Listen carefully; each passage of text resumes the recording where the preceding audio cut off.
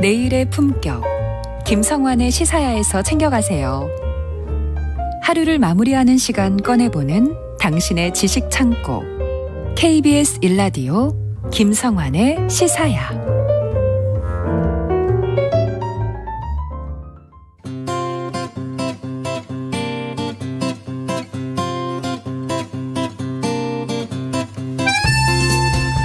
전 세계의 관심을 모았던 제24 중국 공산당 전국 대표대회가 어제 개막했습니다. 이 자리에서는 앞으로 5년간 중국을 이끌어갈 새로운 지도부가 선출될 예정인데요. 당대회 개최 전부터 시진핑 국가주석의 세 번째 연임이 확실시된다는 관측이 나오고 있습니다. 시진핑 주석은 당대회 개막 연설에서 공동 부유와 대만 통일을 강조하면서 향후 미중 갈등이 더욱 치열해질 것이라는 전망도 잇따르고 있는데요. 세계 이면 시간에서 이 내용 자세히 살펴보겠습니다. 외신캐스터 전주현 씨 나와 계십니다. 안녕하세요. 네, 안녕하세요. 네, 우리가 주기적으로 당대회 이런 얘기를 듣곤 하는데 당대회가 정확하게 어떤 의미를 갖는 거야? 이거는 사실 정확하게 의미를 모르는 경우가 많아요. 다 공산당에서 하면 당대회 아닌가 이렇게 생각하실 것 같은데요. 그러네요. 네. 그러니까 공산당 대회죠. 이 공산당의 최고 권력 기관인데요. 이게 5년마다 열리기 때문에 주목을 받는 대회입니다. 네. 각급의 당 기관 또 지방에서 선발된 2,200여 명의 대표가 참석을 하게 되는데 그러니까 중앙위원이 한 200여 명이 돼요. 네. 그중에서 25명의 정치국원이 뽑히고요. 이 정치국원 중에서 7명의 상무위원이 선발이 되는데 여기서 제일 높은 위치가 당 총서기가 되는 겁니다. 네. 그러니까 이제 핵심적인 그런 간부들을 이제 선정을 하게 되는 그런 대회이기 때문에 중요성을 갖게 되는 거고요. 그러니까 뭐 예를 들면 국민들 가운데 대표자를 뽑는 우리 거죠. 국회의원 뽑듯이 그렇습니다. 뽑아가지고 대표자들이 다 모여가지고 최고 지도자도 뽑고 당 간부도 뽑고 그렇습니다. 그런 대회니까. 의회 같다 이렇게 생각을 하시면 될 것 같아요. 그리고 이제 또 중요한 게 그렇게 지도자들만 선출을 하는 게 아니라 당의 중요 정책을 결정을 하고요. 당의 헌법에 해당하는 당장이라는 것을 개정을 하게 됩니다. 그래서 대회 첫날 시진핑 주석이 총서기 자격으로 이제 보고를 이제 했는데 지난 5년에 대한 평가를 했고요. 앞으로 5년간 정치 외교 경제 정책의 노선 목표를 제시했습니다. 이렇게 당의 구상이 드러나면 내년 3월에 열리는 전국 인민대표대회 우리 이제 국회격에 해당하잖아요. 거기에서 구체적인 정책과 구상이 제시가 되는 거예요. 근데 이제 당대회가 이렇게 5년마다 열리게 된 건 문화대혁명의 종결을 선포했던 1977년 11차 당대회부터 시작이 됐고요. 1992년 당대회에서 장쩌민 전 주석의 당 총석이 올랐습니다. 그래서 10년 단위 짝수 당대회에서 새로운 지도자가 이제 탄생을 하게 되는 그런 일이 있었는데 그러니까 올해가 이제 10년 단위 짝수가 된 거예요. 시진핑 주석이 2012년에 이제 올랐으니까요. 근데 올해 20차 당대회에서는 10년마다 최고 지도자를 교체하는 관례가 깨졌습니다. 그리고 시진핑 국가주석의 3연임이 사실상 확정이 됐고요. 시 주석이 2018년에 국가주석을 5년씩 2번만 할 수 있도록 한 헌법을 개정했어요. 그래서 이미 3연임에 대한 길은 열어놓은 상황이었고요. 그래서 이제 이번에 3연임에 성공하면 일단 2027년까지 5년 동안 더 집권을 하게 됩니다. 하지만 그 이상의 집권으로 이어질 가능성도 이미 지금 계속해서 나오고 있고요. 통상 이제 7일 동안 열리는데 그래서 올해는 이제 22일까지 이어지고요. 폐막 다음 날인 23일에 이번에 이제 20차 당대회니까 20기 1차 중앙위원회 전체 회의를 열어요. 그래서 여기서 당 총서기, 정치국 상무위원, 중앙군사위원회 이렇게 당 지도부가 선출이 되는데 이제 회의가 끝난 뒤에 이 사람들이 이제 회의장에 들어오는 순서가 있습니다. 몇 번째로 들어오느냐에 따라서 이제 권력 서열이 정해지는 걸 이제 한눈에 알 수 있게 되는 그런 절차가 나오게 됩니다. 아, 그 화면이 굉장히 중요하군요. 중요하죠. 네. 근데 이번 당대회에서 시진핑 주석이 인민 영수란 호칭을 받을 수 있을지 이게 관심이에요. 그렇습니다. 이미 이제 시 주석은 중국 공산당의 총석이고요. 국가 원수인 주석이고요. 중국 공산당 중앙군사위원회 주석입니다. 그러니까 중국군의 통수권자이기도 하고요. 세 가지 직책을 동시에 다 갖고 있는데 여기에서 영수 칭호까지 얻을 것이냐 이 점이 주목을 받고 있는데 왜냐하면 중국에서 영수 그러니까 지도자란 뜻이잖아요. 이 지도자는 사실상 마오쩌둥 전 주석 한 명뿐이었습니다. 그래서 그때 이제 마오 전 주석은 위대한 영수 이런 이제 명칭으로 불렸거든요. 중국에서 이제 영수는 국가주석이나 총석이 같은 직책 기념을 더 뛰어넘는 그런 개념입니다. 그래서 공산당의 이념을 이끌어갈 사상적 지도자를 뜻하는 굉장히 좀 큰 의미를 갖고 있어요. 그래서 시 주석이 이번에 영수라는 칭호를 얻게 되면 중국을 건국했던 마오 전 주석과 같은 지위로 올라서게 되는 그런 의미를 갖게 됩니다. 그래서 확고한 1인 장기 집권 체제를 완성할 수 있다. 이런 분석이 나오고 있어요.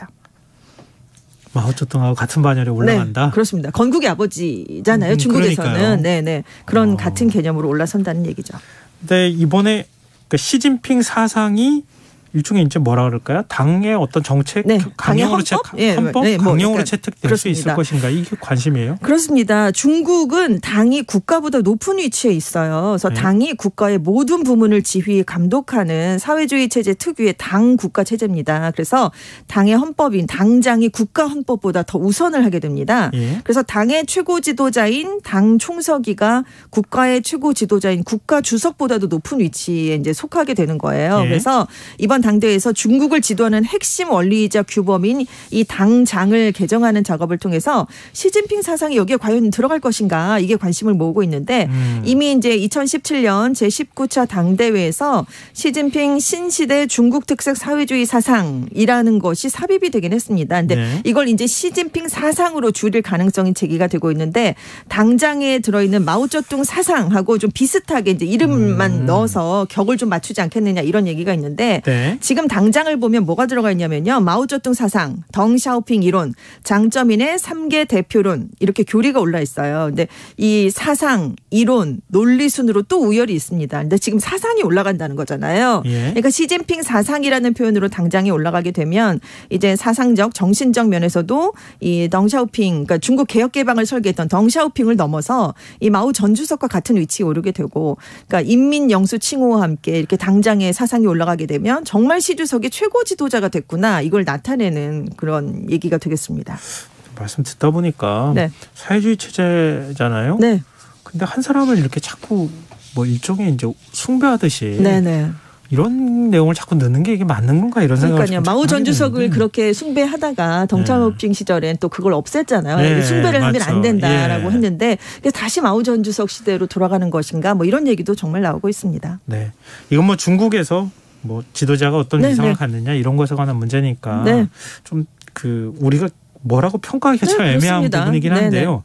다만 이제 더 관심이 되는 게 중국이란 국가가 어디로 갈 것이냐 이 부분 아니겠어요? 그럼 우리한테 직접적으로 영향을 미치니까요. 그렇습니다. 시진핑 주석이 업무 보고를 당대 개막식에서 했잖아요. 거기에 어떤 정책적 지향점이나 이런 것들이 드러나 있습니까? 그렇습니다. 1시간 45분 동안 업무 보고를 했는데 앞으로 5년간 중국의 국내외 정책 방향이 어디로 향할지를 이제 밝히게 된 겁니다. 그래서 당을 중심으로 단결해서 경제적 불평등 문제, 대만 문제 같은 국내외 도전 과제들을 극복하자. 그래서 건국 100년이 되는 2049년에 미국을 능가하는 초강대국이 되자 이런 목표를 내세웠습니다.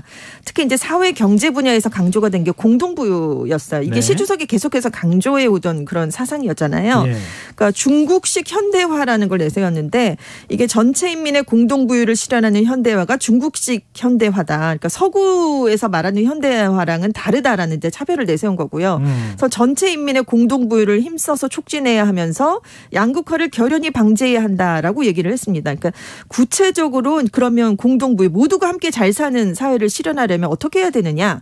분배제도라는 게 이 공동부유를 촉진하는 기초적인 제도가 될 수 있다. 그래서 1차적으로는 노동에 따른 분배를 주고 세금과 사회복지를 통해서 2차 분배를 해주고 기부 등을 활용한 3차 분배 이런 것들이 조화롭게 체계를 이루는 그런 제도를 구축해야 된다 이렇게 설명을 한 겁니다. 근데 사실 시 주석이 처음 제창한 개념은 아니에요. 마오 전 주석이 처음 얘기를 했는데 건국 초반에 경제가 굉장히 계속 안 좋았잖아요. 그러니까 그때는 그냥 구호에만 그쳤죠. 공동부유를 실현할 수 있는 그런 그런 시대가 아니었습니다. 뭐 가지고 있는 게 없었으니까요. 뭐. 다 굶주리고 그런 상황이었으니까.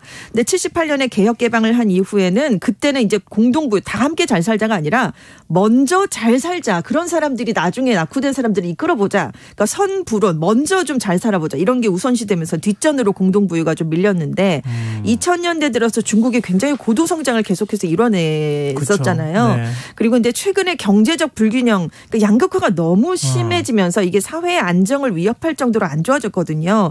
그러면서 다시 공동부유가 이제 전면에 나서지게 된 겁니다. 그래서 이게 어느 정도의 양극화가 심하냐면 2020년에 리커창 총리가 중국의 경제 성과를 전인대에서 설명을 하면서 6억 명의 월 수입이 1,000위안 우리 돈으로 20만 원밖에 안 된다라는 얘기를 그때 공개적으로 했었어요. 그러니까 네. 중국의 빈부격차는 이 정도로 심각하다라면서 그때부터 이제 공동부유가 훨씬 더 부각이 되게 됐습니다. 중국이 그만큼 그 문제를 심각하게 보고 그렇죠. 있다. 네. 그러니까 어찌 보면 사회주의 체제를 내세우고 표방하고는 있지만 네네. 변형된 자본주의 체제를 받아들이고 그렇습니다. 있기 때문에 나타난 현상이다. 이렇게 네네. 또 해석이 가능할 것 같은데요. 시진핑 주석이 그동안 계속 강조했던 중국몽. 네. 이번에도 또 핵심 과제로 등장했다고요? 그렇습니다. 업무보고의 시작과 끝에서 중국 공산당의 궁극적인 목표는 중화민족의 위대한 부흥을 이루는 것이다. 이렇게 얘기를 했어요. 그러니까 중화민족 부흥. 줄이면 이제 세 글자로 줄이면 이게 중국몽이 되는 건데요. 국민의 단결을 도모하고 좀 지지를 이끌어내려는 그런 말이었다. 이런 분석이 나왔는데 1단계로 2021년에 먹고 사는 문제가 해결된 샤오캉 사회를 건설하고 2단계로 2035년에 사회주의 현대화 국가를 건설하고 마지막으로 건국 100주년인 2049년에 경제, 군사, 외교 등 모든 면에서 세계 최강대국이 되는 전면적인 사회주의 현대화 국가를 건설하자 이걸 목표로 하고 있는데 이번에도 중국몽을 말씀드린 것처럼 시작과 끝에서 얘기를 했으니까 얼마나 여기에 중점을 두고 있는지 아실 수 있을 것 같습니다. 미국이 어떻게 대응할지. 그러니까 미국은 또 굉장히 또. 근데 무엇보다도 대만 문제와 관련해서 어떤 언급을 할 것인가에 굉장히 관심을 모았는데 그렇습니다. 무력 사용 얘기를 했어요. 네. 포기하지 않겠다라는 얘기를 했잖아요. 그래서 물론 평화 통일이라는 비전을 위해서 최대한 노력을 하겠지만 무력 사용은 절대 포기하지 않을 것이고 모든 필요한 조치를 취하는 걸 선택지로 남겨두겠다 이렇게 얘기를 한 겁니다. 근데 지금 최소 5년 집권은 지금 확정이 된 거잖아요. 그런 업무 보고에서 임기 내에 대만을 무력 침공할 수 있다고 공개 선언한 셈이 아니냐. 그래서 중국식 현대화 이를 통한 중화민족의 위대한 부흥을 장기 집권을 정당화할 새로운 목표로 이제 시 주석이 내세웠는데 대만 통일도 중화민족의 부흥을 위한 것이다. 그래서 이것도 장기 집권의 명분으로 삼은 게 아니냐 이런 해석이 나왔습니다. 근데 사실 이 발언은 뭐 처음 나온 건 아니고요. 펠로시 미국 하원 의장이 8월에 이제 대만을 갔을 때 22년 만에 중국이 거기에 대한 반발로 대만 백서를 폈는데 거기에 담긴 내용하고 비슷한 내용이에요. 하지만 시 주석이 자신의 입으로 직접 무력 침공 가능성을 거론했다는 점에서 이건 무게감이 다르다 이런 평가가 나오고 있고요. 그리고 이제 대만 문제를 해결하는 건 중국인의 일이고 중국인 스스로 결정해야 한다라는 점을 강조를 했습니다. 그러니까 결국 이제 미국은 그러지 말아라라고 이제 꼭 집어서 얘기를 한 건 아니지만 결국은 미국을 향해서 대만 문제에 개입하지 말란 경고를 보낸 것이다 이렇게 얘기를 했는데 최근에 이제 미국 중앙정보국의 번스 국장이 시 주석이 세 번째 집권이 끝나는 2027년까지 대만을 침공하라는 지시를 내렸다 이런 얘기를 해서 또 굉장한 관심을 모은 적이 있거든요. 그런데 사실 공산당 안에서도 이 인민해방군 창군 100주년이 또 2027년입니다. 그러니까 의미가 있는 2027년을 넘기기 전에 대만 문제를 해결하자 이런 목소리가 좀 높았었는데 하지만 올 들어서 이제 우크라이나 전쟁을 보니까 러시아가 고전을 하고 있잖아요. 신속하게 대만을 접수하기는 좀 힘들 수 있다라는 이제 분석이 좀 높아지고 있고 그리고 만약에 무력으로 대만을 통일하면 과연 세계적인 후폭풍을 중국이 감당할 수 있을 것인가 이런 회의적인 시각도 지금 대두가 되고 있는 것으로 지금 전해지고 있어요. 하지만 시 주석이 중국몽의 최종 완성은 대만 통일이다라는 점을 강조를 했고요. 마오쩌둥 전 주석은 중국을 건국했고 덩샤오핑은 중국 개혁을 했지 않습니까? 시 주석은 통일 대업을 완성하는 3대 중국 지도자가 되고 싶어 할 것이다. 이런 전문가 의견도 지금 만만치 않은 상황이고요. 당연히 차이잉원 대만 총통은 이 즉시 성명을 냈습니다. 대만은 주권과 자유 또 민주주의에 관한 문제에서 물러서지 않겠다라면서 반발하는 성명을 발표했습니다. 미국은 형상 변경을 용납하지 않겠다. 이런 입장이고 중국은 어찌됐든 우린 통일을 지향한다. 그렇습니다. 만약에 독립선언하면 무력을 사용할 수 그렇습니다. 있다. 이렇게 요약될 수 있겠네요. 네네. 참 걱정되네요. 시진핑 주석 측근들이 상무위원회에 몇 명이 들어갈지 이것도 네. 관심 아닙니까? 일단 7명이잖아요. 최고 네. 지도부가 7명이다라고 생각을 하시면 될 것 같은데 이게 이제 23일에 이제 7명의 상무위원이 확정이 됩니다. 근데 중국 공산당이 그동안 7상8하라는 원칙이 있었어요. 예. 5년마다 열리는 당 대회 전까지 67세까지는 상무위원과 정치국원이 될 수 있지만 68세 이상은 은퇴를 해야 된다 이런 원칙이었습니다. 근데 지금 이 원칙을 적용을 해보면 네. 시 주석을 제외한 나머지 6명 중에서 2명이 물러나야 돼요. 리잔수 상무위원장, 한정 부총리는 물러나야 됩니다. 그렇다면 이 자리를 그럼 누가 채우고 들어올 것인가? 여기에 이제 관심이 갈 수밖에 없는 거죠. 네. 일단 시진핑 주석 시대에서는 이 7상8하 원칙이 좀 무너졌어요. 대신 능력에 따라서 등용을 한다는 능상능하라는 표현으로 좀 바뀌긴 했지만 네. 뭐 규칙되는 인물이 있을지 얼마나 있을지 있을 경우에 시 주석의 측근들은 그럼 얼마나 들어갈 수 있을지 만약에 이제 시 주석 측근들이 대다수를 차지하게 되면 권력을 견제할 세력은 좀 찾아보지 어렵게 되지 않겠느냐 이런 얘기가 나오고 있고 지금 어떤 세력이 얼마나 계파 안배가 될 것이냐 이것도 관건인데 지금 중국 정치 권력 구도를 보면 시 주석의 측근 그룹을 시자주인이라고 해요. 그러니까 뭐 하방됐을 때라든가 좀 네. 지방에서 근무를 했을 때 함께 일했던 그런 그룹입니다. 네. 그리고 공산주의 청년단인 공천단 계열이 있고 상하이 출신의 정재계 인맥인 상하이 방 같은 계파가 있는데 지금은 좀 많이 축소가 됐죠. 근데 이제 어떤 계파가 이 7명 안에 포진을 하느냐 이걸 보면 시 주석이 그럼 권력 장악을 얼마나 한 것이냐 이걸 또 파악을 할 수가 있고 지금 리커창 총리는 공청단 출신입니다. 그리고 이제 왕양 정협 주석도 공청단 출신인데 이 2명이 상무위원으로 유임이 되고 후춘화 부총리도 공천단 출신이거든요. 상무위원에 새롭게 진입을 하면 시 주석 세력에게는 타격이 될 수 있다 이런 전망이 나오고 있는데 왜냐하면 후춘화 부총리가 후진타오 전 주석이 사실 시 주석 다음에 최고 지도자 주석으로 지명을 했던 인물이었거든요. 네. 그렇기 때문에 시 주석의 견제를 받아왔던 인물인데 후춘화 부총리가 어디까지 올라갈 수 있을 것인가 이것도 굉장히 관건이 되겠습니다. 리커창 총리 후임이 네. 정해집니까? 그렇습니다. 왜냐하면 이 주석직의 3연임은 폐지가 됐잖아요. 그러니까 금지하는 사항은 폐지가 됐지만 그렇죠. 총리는 해당이 없거든요. 그러니까 총리는 10년을 하면 물러나야 됩니다. 네. 그런데 지금 리커창 총리가 10년 동안 재임을 했기 때문에 내년 3월에 열리는 전인대에서 은퇴를 하게 돼요. 그래서 후임 총리가 이번 당 대회에서 내정이 됩니다. 네, 리커창 총리가 물러나면서 이제 후임 총리가 누가 될 것인가 이제 여기에 이제 관심이 보이고 있는데 물론 시 주석 시대가 되면서 2인자 차례인 총리가 조금 권력이 많이 약화되긴 했어요. 네. 그래도 이제 공청단에서 만약에 총리가 또 배출이 되면 공산당 주류에서 시 주석의 1인 지배는 우리가 받아들이더라도 전횡만큼은 견제하겠다라는 심리가 깔려 있는 게 나타나는 게 아니냐 이렇게 해석을 얼마든지 할 수가 있습니다. 네. 지금 가장 유력한 사람은 2명입니다. 왕양 정치협상 주석, 후춘화 부총리인데요. 다 공청단 출신입니다. 리커창 총리랑 같은 계파고요. 두 사람이 왜 총리로 거론되냐면 리 총리를 비롯한 역대 총리들이 부총리 출신이었어요. 근데 이 두 사람 다 부총리 경력을 갖고 있고요. 그리고 이제 이 왕양 부총리는 지금 이제 정협 주석이긴 하지만 좀 나이가 좀 많아요. 그래서 네. 그 시 주석이 자기의 권력에 도전을 하지 않을 인물로 좀 안심을 할 수 있다. 뭐 이런 얘기가 나오고 있어요. 그래서 왕양 주석이 더 유리하지 않겠느냐 이런 얘기가 나오고 있고 지금 후춘화 부총리는 59세입니다. 네. 상대적으로 나이가 좀 젊어요. 그리고 네. 계파색이 왕양 주석보다는 조금 더 강하거든요. 그래서 시 주석에게는 이 후 부총리가 정치적으로 좀 부담스럽게 느껴지지 않겠느냐 뭐 이런 분석도 나오고 있고요. 아무튼 이 두 사람이 만약에 총리가 되지 못하더라도 당의 최고 지도부인 중앙정치국 상무위원회에 남거나 새로 진입할 가능성은 매우 큰 상황입니다. 그리고 이제 후 부총리가 이번에 총리가 안 된다고 해도 최소한 제1상무부총리는 맞지 않겠느냐 이런 얘기가 나오고 있거든요. 그래서 지금 이 두 사람이 이번 당대에서 가장 주목을 받고 있습니다. 그리고 리커창 총리가 퇴진을 할 것이냐. 아니면 다른 자리로 옮길 것이냐 이것도 지금 관건인데요. 네. 지금 상무위원직은 유지를 하면서 권력 서열 3위인 우리로 치면 국회의장격인 전국인민대표대회 상무위원장으로 자리를 옮길 수 있다 이런 관측도 나오고 있어요. 그런데 리 총리까지 자리를 이제 상무위원에서 유지를 하면 지금 상무위원 7명 중에 3명은 공청단 출신으로 채워줄 수 있거든요. 그러니까 네.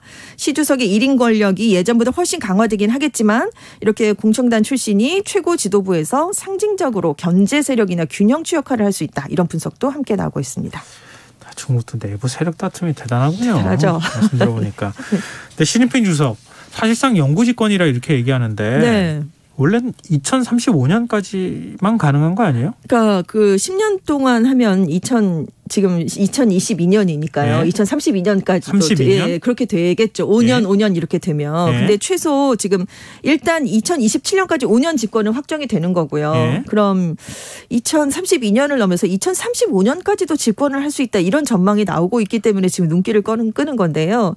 왜냐하면 지금 고위급인 상무위원 명단에 후계자가 될 가능성이 있는 인물이 포함이 안 되면 이건 시 주석이 5년 이상 집권할 생각이 있다는 뜻으로 봐야 되는 게 아니냐 이런 분석이 지금 나오고 있고요.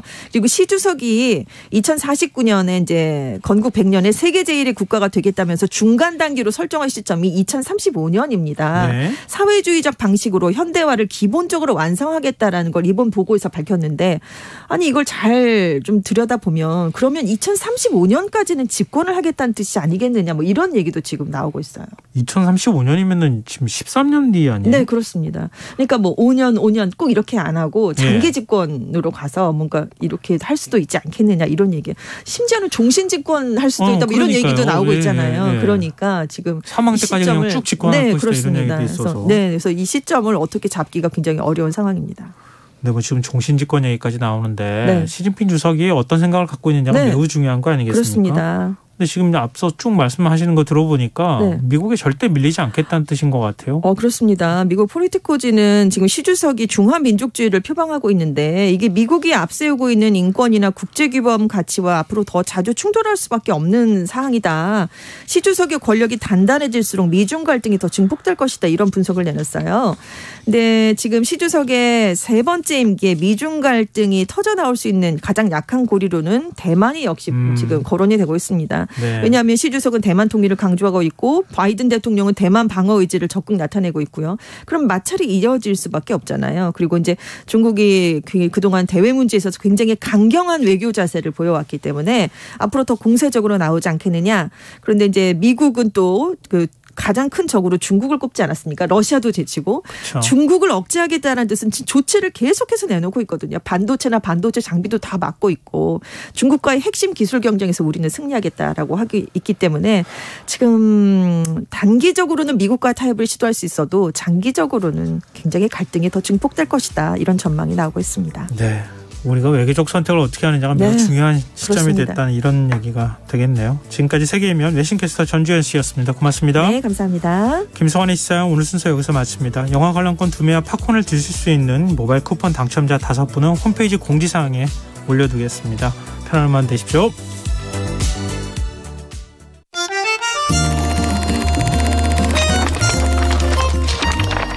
이다혜의 영화관, 정여울의 도서관.